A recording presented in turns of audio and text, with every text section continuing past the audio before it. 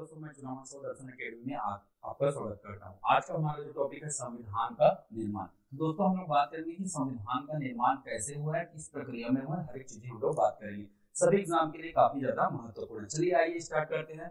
तो संविधान निर्माण के पहले सबसे पहले भारत में क्या हुआ, अप्रत्यक्ष मांग होने लग गई कि भारत में भी क्या चल रहा था, अंग्रेजी शासन चल रहा था। कब की बात है ये, जब भारत में अंग्रेजों का शासन चल रहा था तो उस समय भारतीयों के द्वारा क्या हुआ, संविधान की मांग होने लग गई। और ये मांगे प्रारंभिक चरण में कैसे थे, अप्रत्यक्ष थे। और सबसे पहले ये मांग हुई थी 1895 में, फिर मांग हुआ था 1922 में, फिर मांग हुआ था 1927 में। तो दोस्तों याद रखना कब मांग हुआ था, 1895, 1922 और 1927 में मांग हुआ था। याद रखिएगा सबसे पहले स्वराज की मांग करने वाले व्यक्ति कौन थे, बाल गंगाधर तिलक जी थे, जिन्होंने अपनी स्वराज पत्रिका में है ना सबसे पहले स्वाधीनता की मांग किया था, स्वराज की मांग किया था। तो किसने किया था, 1895 में बाल गंगाधर तिलक जी ने किया था। और ये पहली क्या थी, भारत में पहली व्यक्तिगत मांग थी। किसकी मांग थी, स्वराज की मांग थी। दोस्तों इसे बिल्कुल ध्यान रखिएगा एग्जाम पॉइंट ऑफ व्यू से। आगे बढ़ते हैं। 1922 में 1922 में सेम यही बातें कहा किसने,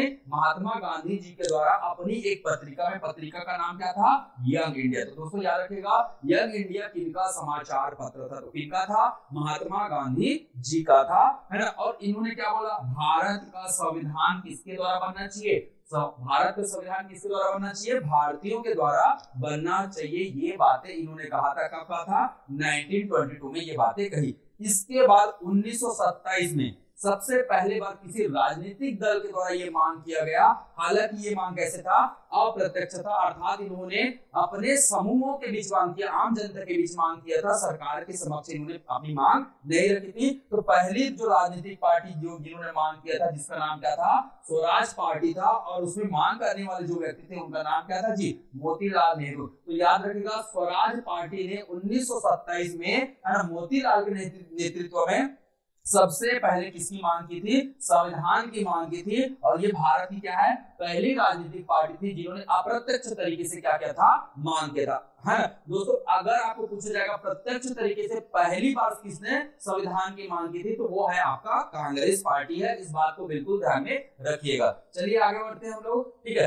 अब बात करते हैं हम लोग कैसी मांग के बारे में, प्रत्यक्ष या औपचारिक मांग की बात करते हैं। तो दोस्तों प्रत्यक्ष मांग हुआ था सबसे पहले 1934 में। संविधान की प्रत्यक्ष मांग किसने किया था, एम.एन. रॉय साहब ने किया था, जिनका पूरा नाम क्या है, मनवेंद्र नाथ राय है। याद रखिएगा कब, 1934 में किसने, एम.एन. रॉय ने ये मांग की थी। ध्यान रखिएगा ये क्या माने जाते थे, वामपंथी आंदोलन के नेता माने जाते थे। और पूछा जाएगा भारत में साम्यवाद के जनक। दोस्तों याद रखिएगा भारत में साम्यवाद के जनक, तो ये किन्हें माने जाते हैं, एम.एन. रॉय।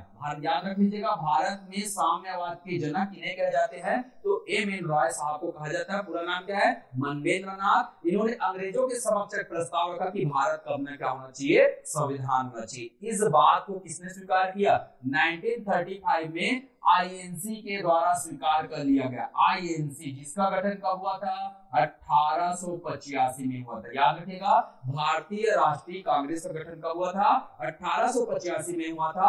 और उन्होंने इस बात को स्वीकार किया कि भारत का क्या होना चाहिए, अपना संविधान होना चाहिए। और ये संविधान का निर्माण कौन करेगा, तो संविधान सभा के द्वारा किया जाएगा। दोस्तों इसी क्रम में आगे बढ़ते हैं। जब कांग्रेस ने इस बात को स्वीकार किया तो 1938 में इस संविधान निर्माण के संदर्भ में क्या बनाया गया, एक योजना समिति बनाया गया। तो याद रखिएगा योजना, संविधान निर्माण के संदर्भ में योजना समिति का गठन कब हुआ था, 1938 में हुआ था। और यही जवाहरलाल नेहरू ने अपनी दो शर्तें रखी थी 1938 में, किसके संदर्भ में, संविधान निर्माण के संदर्भ में। तो पहली शर्त इन्होंने रखा था, संविधान सभा जो बनेगा वो किसके द्वारा बनेगा, संविधान सभा जो बनेगा वो वयस्क मताधिकार के द्वारा बनेगा। ये इनकी क्या थी, पहली शर्तें थी। वयस्क मताधिकार का मतलब होता है एक न्यूनतम आयु के पश्चात मतदान का अधिकार। और इस समय भारत में मतदान का जो अधिकार चलता था वो 24 वर्ष था। याद रखिए दोस्तों उस समय वयस्क मताधिकार की जो आयु थी वो कितनी थी, है ना 24 वर्ष थी। और है ना जवाहरलाल नेहरू जी ने कहा था कि जो संविधान सभा बनेगा वो किसके द्वारा बनना चाहिए, वयस्क मताधिकार के द्वारा। इनकी पहली शर्त थी। और दूसरी शर्त थी कि जो संविधान बनेगा उसमें क्या नहीं होना चाहिए, किसी भी प्रकार का विदेशी हस्तक्षेप नहीं होना चाहिए। बिना विदेशी हस्तक्षेप के हमारा संविधान का क्या होना चाहिए, निर्माण होना चाहिए। ये शर्तें किसने रखा था, जवाहरलाल नेहरू ने रखा था। कब रखा था, 1938 में रखा था। दोस्तों इसी समय आपको पता होगा 1939 में क्या प्रारंभ हो गया, सेकंड वर्ल्ड वॉर। क्या प्रारंभ हो गया, सेकंड वर्ल्ड वॉर प्रारंभ हो गया। अब जैसे ही सेकंड वर्ल्ड वॉर प्रारंभ हुआ, भारत वालों ने क्या कर दिया, मना कर दिया कि हम इस वर्ल्ड वॉर में अंग्रेजों का किसी भी तरह से क्या नहीं करेंगे, सहयोग नहीं देंगे। तो ये बातें जब कही गई है ना, तो भारतीयों को अंग्रेजों के द्वारा क्या करना था, इस युद्ध में शामिल करवाना था, क्योंकि भारी भरकम जो बल था वो भारतीय सेना के थे और उनके लिए अनाज आपूर्ति और हथियारों की आपूर्ति जो करते थे भारतीय लोगों के द्वारा किया जाता था। तो अंग्रेजों ने क्या बोला, हमें किसी भी तरीके से भारतीयों को क्या करना है, इसमें शामिल करना है। किसमें शामिल करना है, सेकंड वर्ल्ड वॉर में शामिल करना है। दोस्तों तो चलिए आइए देखते हैं क्या होता है। जब सेकंड वर्ल्ड वॉर में शामिल करने की बात कही गई तो भारतीयों ने तो मना कर दिया था कि हम क्या नहीं करेंगे, द्वितीय विश्व युद्ध में शामिल नहीं होंगे। तो भारतीयों को मनाने के लिए अंग्रेजों की एक चाल आई है ना, भारतीयों को मनाने के लिए अंग्रेजों ने एक चाल चली। उन्होंने बोला कि हम है, उन्होंने एक प्रस्ताव लाया। कब लाया, 1940 में। और कब आया था ये प्रस्ताव, 8 अगस्त 1940 को, अगस्त के महीने में आया था। इसीलिए इसे क्या बोला जाता है, अगस्त प्रस्ताव कहा जाता है। तो दोस्तों याद रखना है, अगस्त प्रस्ताव कब पारित हुआ था, तो कब लाया गया था, 8 अगस्त 1940 को लाया गया था। किसने लाया था, वायसराय के द्वारा। उस समय वायसराय कौन थे, लिनलिथगो थे। इसलिए इस प्रस्ताव का दूसरा नाम क्या है ना, इस प्रस्ताव का दूसरा नाम क्या है, लिनलिथगो प्रस्ताव। याद रखिएगा कब लाया गया था, 8 अगस्त 1940 को। और इसी प्रस्ताव में सबसे पहले क्या किया, स्वीकार किया गया। इसी प्रस्ताव में सबसे पहले स्वीकार किया गया किस चीज को, संविधान की मांग को। दोस्तों आपको कभी भी पूछा जाएगा एग्जाम में, अंग्रेजों ने भारतीयों के संविधान मांग को कब स्वीकार किया, तो कब स्वीकार किया, 8 अगस्त 1940 को। बेमतलब तो स्वीकार नहीं किया था इन्होंने। आप हमारे क्या दीजिए, द्वितीय विश्व युद्ध में सहयोग दीजिए, हम आपको क्या देंगे, संविधान देंगे। अदरवाइज स्वीकार करना था तो 1934 में कर लेना था, 35 में कर लेना था, है ना। 1940 में स्वीकार किया है, इसका मतलब ये कोई ना कोई है ना बेमतलब का कोई काम नहीं करते थे। दोस्तों ध्यान रखिएगा, तो कब स्वीकार किया है ना, 1940 में। तारीख क्या है, 8 अगस्त 1940। कौन सा प्रस्ताव है, अगस्त का प्रस्ताव। इसका दूसरा नाम क्या है, लिनलिथगो प्रस्ताव है ना। और लिनलिथगो प्रस्ताव क्यों बोला गया, क्योंकि ये प्रस्ताव किसके द्वारा लाया गया है, ये प्रस्ताव लाया गया है वायसराय लिनलिथगो के द्वारा। क्या लिखा था इस प्रस्ताव में, इस प्रस्ताव में लिखा था कि हम भारतीयों को क्या देंगे, डोमिनियन स्टेट देंगे। और साथ ही साथ एक और बात लिखा था, युद्ध के बाद क्या दिया जाएगा, संविधान। युद्ध बाद क्या दिया जाएगा, संविधान दिया जाएगा। ये दो बातें इस प्रस्ताव में लिखी थी। कौन कौन सी बातें, भारतीय को हम क्या देंगे, डोमिनियन स्टेट देंगे, है ना। दूसरी बात क्या था, भारतीयों को हम क्या देंगे, संविधान देंगे, है ना। पर भारत है ना, भारत की जो जनता थे, जो है ये लोग डोमिनियन स्टेट नहीं चाहते थे। डोमिनियन स्टेट का मतलब होता है आंतरिक रूप से आप शासन कीजिए, बाह्य रूप से आप पर नियंत्रण हम अंग्रेजों के द्वारा किया जाएगा। ये डोमिनियन स्टेट था उस समय का, है ना। तो इस बात को अब कांग्रेस पार्टी ने इसे क्या कर दिया, अस्वीकार कर दिया। क्योंकि कांग्रेस पार्टी ने 1929 में है ना लाहौर अधिवेशन में क्या पारित कर दिया था। दोस्तों याद रखिएगा, लाहौर अधिवेशन जब हुआ था 1929 में, और इस अधिवेशन के अध्यक्ष कौन थे, जवाहरलाल नेहरू जी थे, है ना। और इस अधिवेशन में आया था क्या, पूर्ण स्वाधीनता या पूर्ण स्वराज। याद रखिएगा, पूर्ण स्वाधीनता या पूर्ण स्वराज का प्रस्ताव पारित हुआ था। अर्थात हमें किसी भी प्रकार का डोमिनियन स्टेट नहीं चाहिए, हमें चाहिए तो पूरा भारत चाहिए, अपना भारत चाहिए, और इस पर शासन भी हमारा होगा, चाहे आंतरिक हो चाहे बाह्य हो। परंतु अगस्त के प्रस्ताव में क्या था, डोमिनियन स्टेट देने की बात थी। कांग्रेस ने तुरंत इसे क्या कर दिया, अस्वीकार कर दिया। क्या कर दिया, अस्वीकार कर दिया। चलिए फिर से जब इसे अस्वीकार कर दिया तो फिर से भारतीयों को मनाने के लिए जब चाइना और अमेरिका का ने दबाव बनाया, किस पर, ब्रिटेन पर दबाव बनाया कि किसी भी तरीके से आप भारतीयों को मनाइए और द्वितीय विश्व युद्ध में शामिल कीजिए, तब फिर से ब्रिटेन ने क्या भेजा, ब्रिटेन ने 1942 में क्या भेजा, क्रिप्स मिशन भेजा। दोस्तों याद रखिएगा क्रिप्स मिशन कब आया है, 1942 में आया। कितने सदस्य है, एकल। कितने सदस्य मिशन था, एकल सदस्य मिशन था, केवल एक ही सदस्य आए थे, उनका नाम क्या था, स्टेफर्ड क्रिप्स था। दोस्तों याद रखना है उनका नाम क्या था, स्टेफर्ड क्रिप्स था। एग्जाम पॉइंट ऑफ व्यू से याद रखना है। इसका गठन कब हुआ था, 30 मार्च 1942 को गठन किया गया था और इन्होंने सेम बातें कही थी जो अगस्त का प्रस्ताव में था। क्या बातें कहा कि हम भारत को क्या देंगे, डोमिनियन स्टेट देंगे और भारत में संविधान लाएंगे कब, जब युद्ध क्या हो जाएगा, खत्म हो जाएगा। तो जब वही बातें कहा तो जाहिर सी बात है जब पहले अस्वीकार कर चुका है ना कांग्रेस पार्टी, इस समय भी क्या कर देगा, अस्वीकार कर देगा। साथ ही साथ मुस्लिम लीग ने भी क्या कर दिया, क्रिप्स मिशन का अस्वीकार कर दिया। तो क्या क्या प्रश्न बन सकते हैं, क्रिप्स मिशन कब आया था, कब आया था, 30 मार्च 1942 को इसका गठन हुआ था।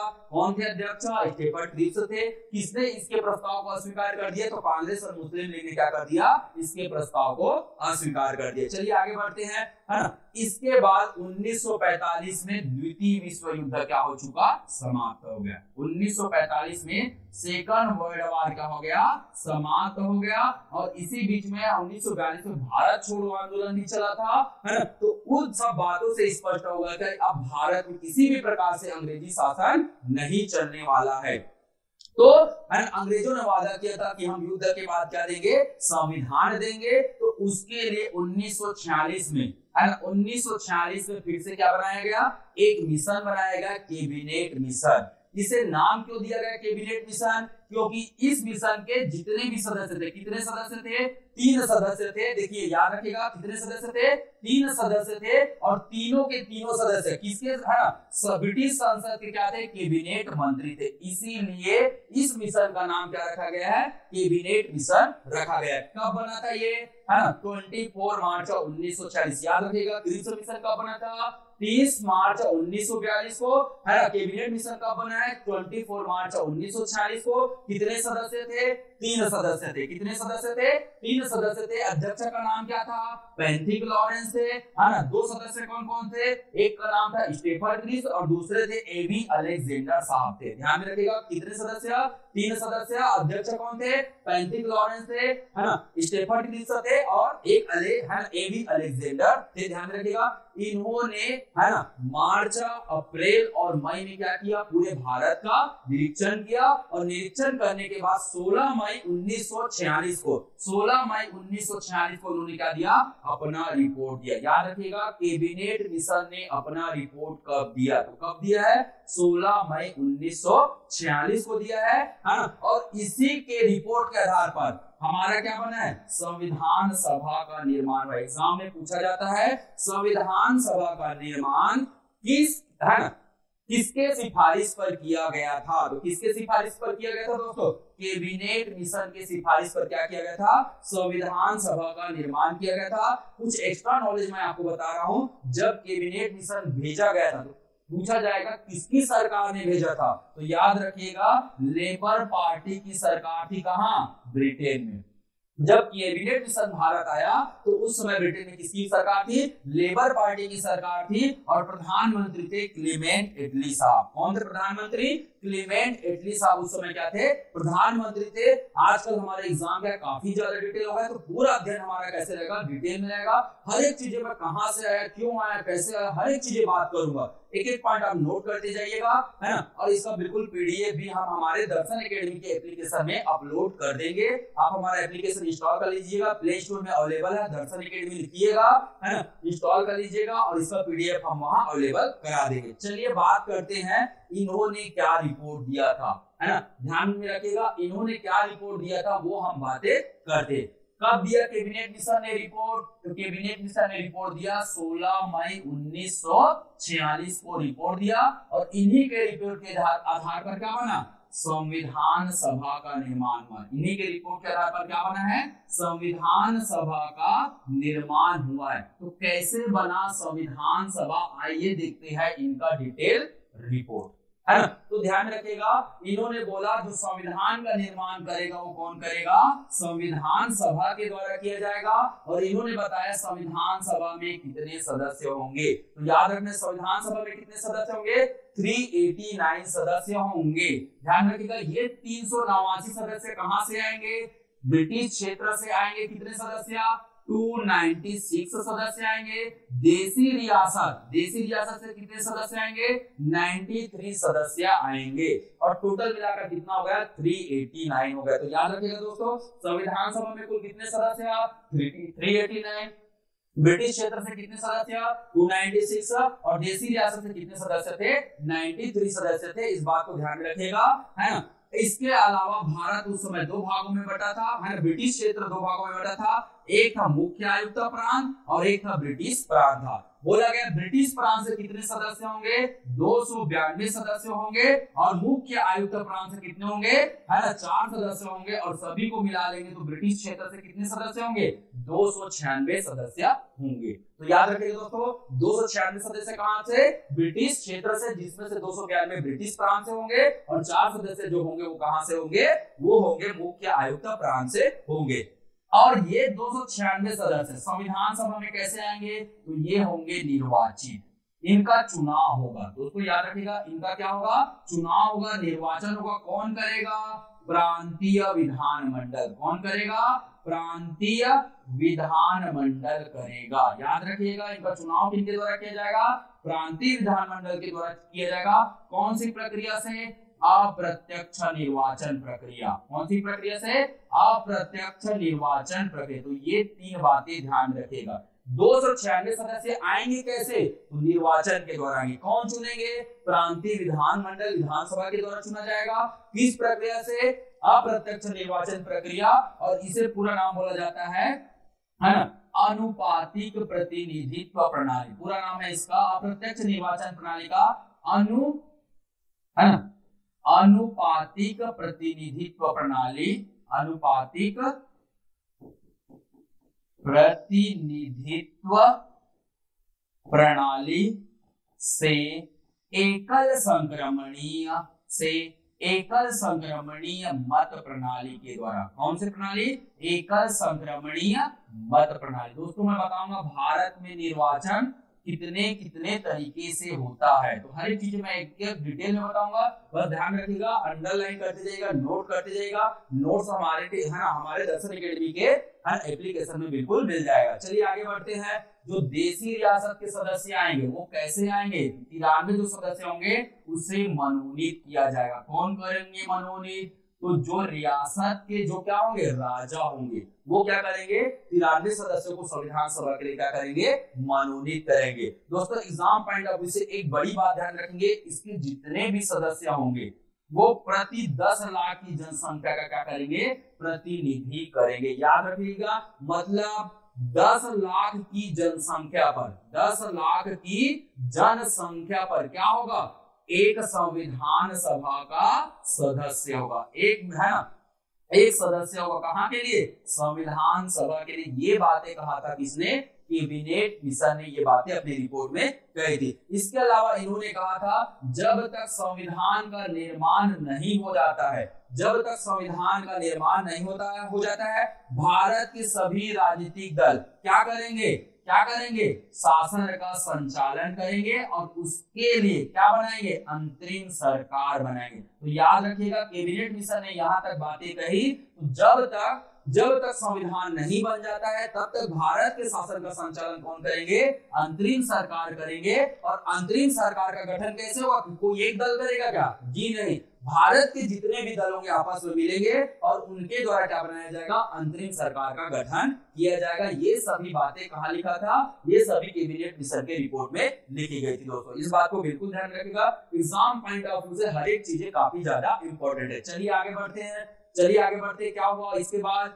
है ना। तो इस प्रकार से इन्होंने अपना रिपोर्ट दिया और इन्हीं के रिपोर्ट के अनुसार हमारा क्या बना, संविधान सभा बना। कैसे बना और क्या हुआ और क्या काम इन्होंने किया है, हर एक चीजें हम लोग देखने वाले हैं। चलिए दोस्तों अब बात करते हैं, मैंने क्या बताया, ब्रिटिश क्षेत्र के 296 सीट के लिए क्या होगा, चुनाव होगा। तो ये चुनाव कब हुआ, जुलाई अगस्त 1946 में। याद रखिएगा कितने सीट के लिए, 296 सीट के लिए, है ना। ये 296 सीट कहाँ के है, ब्रिटिश क्षेत्र के है ना। और इसके लिए जुलाई अगस्त 1946 में क्या होगा, चुनाव होगा। कौन करेंगे चुनाव, प्रांतीय विधानमंडल। कौन करेंगे चुनाव, प्रांतीय विधानमंडल। कौन सी प्रक्रिया से, अप्रत्यक्ष निर्वाचन प्रणाली। दूसरे शब्दों में इसे बोला जाता है अनुपातिक प्रतिनिधित्व। अनुपातिक प्रतिनिधित्व से एकल संक्रमणीय मत प्रणाली के द्वारा ये होगा। ध्यान रखिए दोस्तों, ये जो चुनाव हुआ था वो संविधान सभा के लिए हुआ था, न कि सरकार बनाने के लिए। सरकार कैसे बनना था, सभी दल मिलकर बनाएंगे। सरकार कैसे बनाएंगे, सभी दल मिलकर अंतरिम सरकार बनाएंगे। और जब तक संविधान नहीं बन जाता है तब तक वही है सरकार क्या करेंगे, शासन का संचालन करेंगे। तो चलिए दोस्तों आइए आगे बात करते हैं, है ना। तो टोटल कितने सीट पर इलेक्शन हुआ, 296 सीट पर। टोटल कितने सीट पर इलेक्शन हुआ, 296 सीट पर। 208 सीट किसको मिला, कांग्रेस को मिला। 208 सीट किसको मिला, कांग्रेस को मिला। मुस्लिम लीग को कितना सीट मिला, 73। और अन्य जैसे कृषक प्रजा पार्टी, यूनियनिस्ट पार्टी, है ना, जो और पार्टी थे, है ना, वो सब दल को कितना मिला है, 15 सीट मिला है। टोटल काउंट कर लेंगे तो कितना हो जाता है, 296 सीट हो जाता है। तो इस प्रकार से इन दलों को क्या मिला है, तो ध्यान रखिएगा पहला विभाजन हुआ है दल के आधार पर। पहला विभाजन किसके आधार पर है, दल के आधार पर। हमने 296 सीट देखा, है ना। अब दूसरा जो विभाजन हुआ था, टोटल जो संविधान सभा के जो सीट थे, 296 जो सीट थे, उसको कितने समुदायों में बांटा गया था, 3 समुदाय में बांटा गया था। कौन कौन से, एक था सामान्य सीट, एक था मुस्लिम सीट और एक था सिख सीट। दोस्तों याद रखिएगा जो जनरल सीट थे, जनरल सीट में कितने सदस्य थे, 213 सदस्य थे। जो मुस्लिम सीट थी, है ना, मुस्लिम जो सीट थी उसके में 79 सदस्य थे। और सिख जो वर्ग थे, सिख समुदाय थे, है ना, ध्यान रखिएगा सिख समुदाय में कितने सदस्य थे, तो 4 सदस्य थे। इस प्रकार से संविधान सभा कितने समुदाय में बटा था, 3 समुदाय में बटा हुआ था। ध्यान रखिएगा आपको अगर एग्जाम में पूछा जाए, महिला सशक्तिकरण का दौर चल रहा है, तो आपको एग्जाम में पूछेगा संविधान सभा में कितनी महिलाएं शामिल थी। याद रखना है कितनी महिलाएं शामिल थी, 15 महिलाएं शामिल थी। कितने एससी वर्ग की सीटें थी संविधान सभा में, एससी वर्ग के 26 सीटें थी। जबकि एसटी वर्ग के लिए यहाँ कितने सीटें थी, 33 सीटें थी। याद रखिएगा अनुसूचित जनजाति या एसटी वर्ग के लिए कितनी सीटें थी, 33 सीटें थी। कहाँ, संविधान सभा में। देखिए आजकल के जो क्वेश्चन आ रहा है काफी डिटेल में पूछे जा रहे हैं सीजीपीएससी व्यापम, तो हमें पूरा विस्तृत अध्ययन करना है, हर एक चीजों को पढ़ना है, कोई भी टॉप पॉइंट हम लोग यहाँ छोड़ने वाले नहीं है। चलिए आगे बढ़ते हैं। तो इस प्रकार से संविधान सभा का चुनाव हुआ और सीटों का वर्गीकरण 3 समुदाय में हुआ। दलों में मुख्य रूप से कांग्रेस को 208 सीट, मुस्लिम लीग को 73 सीट मिला था, अन्य दल को मिला था 15 सीटें मिली थी। चलिए आगे बढ़ते हैं, इसके बारे में थोड़ा सा और डिटेल देखते हैं। क्या होता है घटनाक्रम, तो वो देखिएगा क्या होता है घटनाक्रम। चलिए देखते हैं। अब संविधान सभा की कार्य प्रणाली के बारे में बात करें। संविधान सभा के लिए चुनाव तो हो गया, चुनाव होने के बाद ये काम कैसे करेगा, तो याद रखिएगा संविधान सभा की अब क्या होगी, बैठकें होंगी, अधिवेशन होगा। याद रखना संविधान सभा ने कुल कितनी बैठकें किया था, 12 बैठक। संविधान को लागू करने में कितनी बैठक किया था, 11 बैठक। जबकि संविधान को बनाने के लिए संविधान सभा के कुल कितने अधिवेशन हुए थे, तो याद रखना है वो कितने अधिवेशन थे, 11 अधिवेशन। दोनों बड़े अलग अलग बातें हैं, मैं हर एक चीज को डिटेल में लेके जाऊंगा। बस 2-3 अधिवेशन के नाम याद रखना है, हमें डिटेल अध्ययन करना है। तो याद रखिएगा पहली बैठक कब हुआ है, 9 दिसंबर 1946 को। आपको पूछा जाएगा संविधान सभा का गठन कब हुआ है, प्रश्न पूछा जाएगा संविधान सभा कब बना है, तो 9 दिसंबर 1946 को। जिस दिन इसकी पहली बैठक हुई उसी दिन इसका क्या हुआ है, गठन हुआ है। जब ये बैठक हुआ तो कितने लोगों ने भाग लिया, 211। कितने सदस्य थे, 389। दोस्तों याद रखना कितने सदस्य थे, 389 में से कितने लोगों ने भाग लिया, 211 लोगों ने। क्यों, क्योंकि भाई मुस्लिम लीग और देसी रियासत ने क्या कर दिया था, बहिष्कार कर दिया था। हम संविधान सभा में क्या नहीं होंगे, शामिल नहीं होंगे। याद रखिएगा, अगर आपको पूछा जाएगा संविधान सभा में किस प्रांत से सबसे ज्यादा सदस्य आए थे, संविधान सभा में किस प्रांत से सबसे ज्यादा सदस्य आए थे, तो वो प्रांत कौन सा था, संयुक्त प्रांत था। और संयुक्त प्रांत से कितने सदस्य आए थे, 55 सदस्य आए थे। अगर पूछेगा किस रियासत से सबसे ज्यादा सदस्य शामिल थे, तो ये था आपका कौन सा रियासत, मैसूर रियासत। ये फैक्ट है, बिल्कुल ध्यान रखिएगा, है ना। कितने सदस्य आए थे संविधान सभा में, 7 सदस्य आए हुए थे। तो इस बात को बिल्कुल ध्यान में रखना है। तो बहुत काफी इंपॉर्टेंट बातें हैं, हर एक चीजें मैं बताऊंगा। जब पहली बैठक हुआ तो इस समय बनाया गया क्या, अस्थायी अध्यक्ष। और किन्हें बनाया गया, डॉक्टर सच्चिदानंद सिन्हा जी को। याद रखना है, जब संविधान सभा की पहली बैठक हुआ 9 दिसंबर 1946 को, तो उस समय सच्चिदानंद सिन्हा को, जो सबसे क्या थे, वरिष्ठ सदस्य थे, उन्हें बनाया गया, है, उन्हें बनाया गया संविधान सभा का क्या, अस्थायी सदस्य, अस्थायी अध्यक्ष बना दिया गया। ध्यान रखिएगा। तो कितने सदस्यों ने भाग लिया था पहली बैठक में, 211 सदस्यों ने क्या किया था, भाग लिया था। चलिए आगे बढ़ते। जब इनकी दूसरी बैठक हुई, एक दिन बाद हुआ, तो 9 तारीख को जब पहली बैठक हुआ, तो एक दिन बाद कितना तारीख हो जाएगा, 11 तारीख हो जाएगा। और 11 दिसंबर 1946 को संविधान सभा की क्या हुई, दूसरी बैठक हुई। याद रखना है दोस्तों, संविधान सभा की दूसरी बैठक कब हुआ है, तो कब हुआ है, 11 दिसंबर 1946 को। पहली बैठक कब हुआ है, 9 दिसंबर 1946 को। क्या क्या हुआ पहली बैठक में,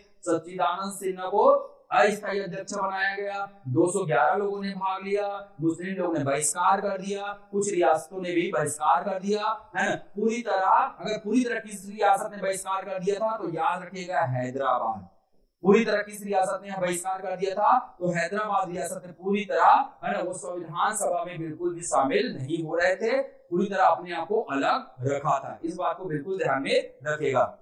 चलिए दूसरी बैठक कब हुआ, 11 दिसंबर 1946 को हुआ। कब हुआ, 11 दिसंबर 1946 को। 3 बातें याद रखना है। कौन कौन सी 3 बातें, स्थायी अध्यक्ष बनाया गया, किनको बनाया गया, डॉक्टर राजेंद्र प्रसाद। याद रखिएगा, संविधान सभा के स्थायी अध्यक्ष कौन थे, कई बार एग्जाम में पूछा है, डॉक्टर राजेंद्र प्रसाद थे, है ना। संवैधानिक सलाहकार, कॉन्स्टिट्यूशनल एडवाइजर किन्हें बनाया गया, बी.एन. राव को बनाया गया। क्या नाम है बी.एन. राव का पूरा नाम, मैं लिख दे रहा हूं, बेनेगल नरसिम्हन राव। पूरा नाम क्या है, बेनेगल नरसिम्हन राव है। दोस्तों बिल्कुल ध्यान रखिएगा, नरसिम्हन राव है, इसको ध्यान रखना है, बेनेगल नरसिम्हन राव, ये इनका पूरा नाम है। और ये कौन थे, संवैधानिक सलाहकार थे। और सबसे पहले संविधान का पहला प्रारूप इन्होंने ही दिया था। एग्जाम में पूछा जाता है, कई लोग इसे समझते हैं कि संविधान का पहला प्रारूप समिति ने दिया है। बिल्कुल नहीं दोस्तों, संविधान का पहला प्रारूप किसने दिया है,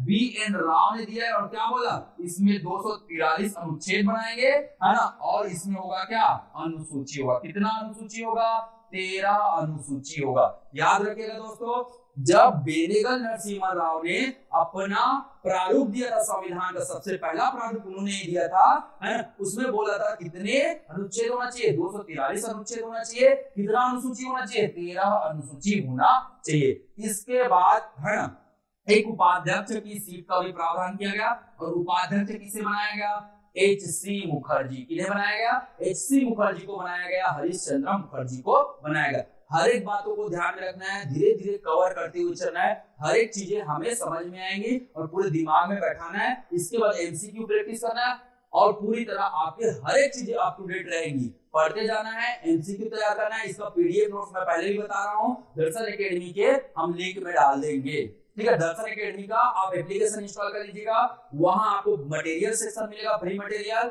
वहां हम बिल्कुल इस पूरे कंटेंट को अपलोड कर देंगे, आप वहां से भी बिल्कुल नोट कर सकते हैं। चलिए बात करते हैं अब संविधान सभा की जो महत्वपूर्ण बैठक थी, वो तीसरी बैठक थी। कब हुआ, फिर से एक दिन बाद हुआ। एक दिन आराम करते थे, थोड़ा थक जाते थे ना जी, काफी काम करते थे लोग, काम कर करके पूरा संविधान बनाना आसान बात थोड़ी ना है। तो संविधान बनाना काफी कठोर काम था, तो एक एक दिन काम करते थे, फिर रेस्ट लेते थे, फिर काम करते थे, फिर रेस्ट लेते थे। तो ऐसे 9, 11 और 13 तीसरी बैठक कब होगा, 13 दिसंबर 1946 को। इसी दिन जवाहरलाल नेहरू ने क्या रखा, एक प्रस्ताव रखा, है ना। जवाहरलाल नेहरू ने क्या रखा, एक प्रस्ताव रखा है। और उस प्रस्ताव का क्या था, उस प्रस्ताव को संविधान क्यों बना रहे हैं, इसके लिए उन्होंने एक प्रस्ताव लाया था। हम जो संविधान बना रहे हैं उसका उद्देश्य क्या होना चाहिए, तो ये प्रस्ताव में लिखा था, इसीलिए इस प्रस्ताव का नाम रखा गया क्या, उद्देश्य प्रस्ताव। एग्जाम में पूछा जाता है ना। जवाहरलाल नेहरू के द्वारा उद्देश्य प्रस्ताव कब लाया गया था, कब लाया गया था, 13 दिसंबर 1946 को। 13 दिसंबर 1946 को, है ना, किनके द्वारा उद्देश्य प्रस्ताव लाया गया था, तो याद रखना है जवाहरलाल नेहरू के द्वारा ये उद्देश्य प्रस्ताव लाया गया था। चलिए आगे बढ़ते हैं, ठीक है। और इस प्रस्ताव को पूरी सभा ने 22 जनवरी 1947 को क्या कर लिया, स्वीकार कर लिया। याद रखिएगा 22 जनवरी 1947 को इस सभा ने क्या कर लिया, स्वीकार कर लिया। प्रश्न पूछा जाता है, जवाहरलाल नेहरू के द्वारा प्रस्तुत किए गए उद्देश्य प्रस्ताव को संविधान सभा ने एक मत के साथ कब स्वीकार कर लिया गया, तो याद रखना 22 जनवरी 1947 को स्वीकार कर लिया। इसी प्रकार से संविधान सभा ने संविधान के निर्माण में कुल कितनी बैठकें की है भाई, याद रखिएगा संविधान निर्माण में संविधान सभा ने कुल 11 अधिवेशन किए। कितना अधिवेशन किया है, 11 अधिवेशन। टोटल कितना अधिवेशन है, 12 अधिवेशन है। पर वो लागू करने में है, हमारा संविधान कब बना था, 26 नवंबर 1949। हमारा संविधान कब बनकर तैयार हुआ, 26 नवंबर 1949 को। और 26 नवंबर 1949 तक, है, संविधान सभा ने कुल कितने अधिवेशन किए थे, तो 11 अधिवेशन किए थे। याद रखिएगा कुल बैठकें पूछेगा तो 12 बताना है। कुल बैठक कितने किया था, 12 बताना है। और अंतिम बैठक का हुआ था 24 जनवरी 1950 को। तो याद रखिएगा 24 जनवरी 1950 को संविधान सभा ने क्या किया था, अंतिम बैठक किया था। इस प्रकार से उन्होंने पूरे संविधान को निर्माण किया। कितनी बैठक में, 11 बैठक में निर्माण किया। लागू करने के लिए एक और बैठक किया, कब, 24 जनवरी 1950 को लागू करने के लिए एक और बैठक किया। और संविधान को क्या कर दिया गया, लागू कर दिया गया। कब, 26 जनवरी 1950 को। दोस्तों मुझे बताइएगा आखिर ये तारीख क्यों भाई, 26 संविधान कब बना था, 26 नवंबर 1949 को बन गया था। कब बन गया था, 26 नवंबर 1949 को जब संविधान बन गया था, तो लागू करने में इतना समय क्यों लगा, मतलब लगभग 2 महीने और क्यों लग गए। तो याद रखिएगा हमारे देश ने भारत में जब आजादी की लड़ाई लड़ रही थी, तो उस लड़ाई के समय, है ना, सबसे पहली जो स्वाधीनता दिवस या स्वतंत्रता दिवस मनाया गया था वो 26 जनवरी 1930 को मनाया गया था। याद रखना है भारत में पहली आजादी दिवस, स्वाधीनता दिवस कब मनाया गया था, 26 जनवरी 1930 को मनाया गया था। तो उस तारीख को याद रखना था। कौन से तारीख को, 26 जनवरी को याद रखना था। इसीलिए संविधान सभा के सदस्यों ने 26 जनवरी 1950 को संविधान को पूरे भारत में क्या कर दिया, लागू कर दिया। दोस्तों वीडियो काफी लंबा हो रहा है, आज की क्लास में हम यहीं तक रखते हैं। बिल्कुल हमारे चैनल को लाइक, सब्सक्राइब और शेयर करिएगा। हम फिर से मिलेंगे, दोबारा मिलेंगे और अच्छे अच्छे तथ्यों के साथ मिलेंगे और हर एक चीजों को पूरा विस्तृत अध्ययन करेंगे, ताकि एग्जाम में हर एक प्रकार के जो प्रश्न आते हैं संविधान के, वो हमसे बन जाए। अगर संविधान पढ़ने में किसी भी प्रकार की समस्या होती है तो हमारे बिल्कुल एकेडमी के चैनल पर बिल्कुल आप, है ना, कनेक्ट कर सकते हैं, बातें कर सकते हैं, प्रश्न भी कर सकते हैं। धन्यवाद दोस्तों, आज के लिए हम इतना ही करते हैं, फिर मिलेंगे।